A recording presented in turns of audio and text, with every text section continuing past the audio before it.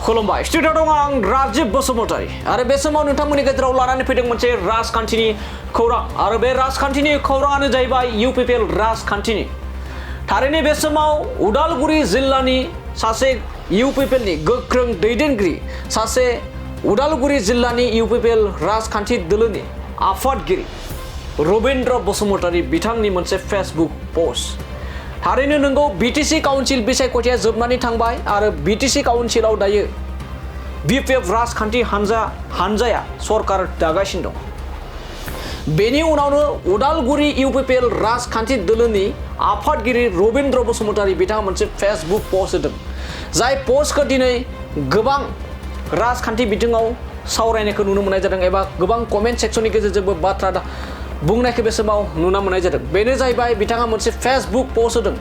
थारैनो UPPL राजखान्थि दोलोआ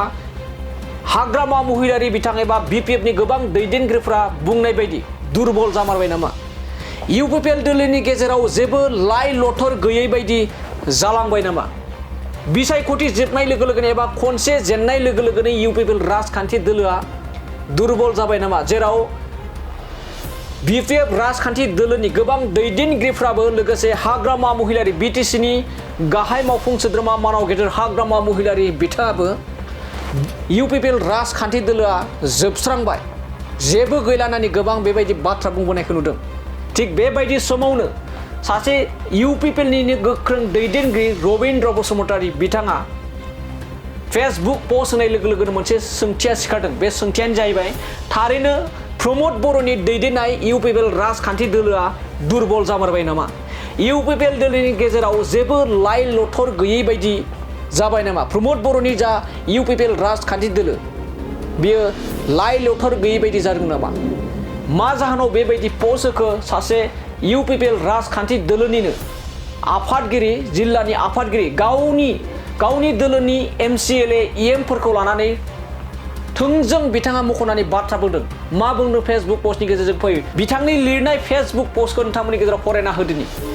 पार्टीनिफ्राय टिकेट लाना खनसे खननै MCLA EM MLA जाखांनाय बिजाथिया बिसायख'थियाव जेनखांनायनि उनाव पार्टीखौ दैदेनलांनायनि बिबान थायोना थाया बे बिथांनि सोंथि 5 बोसोर EM MCLA जाखांनाय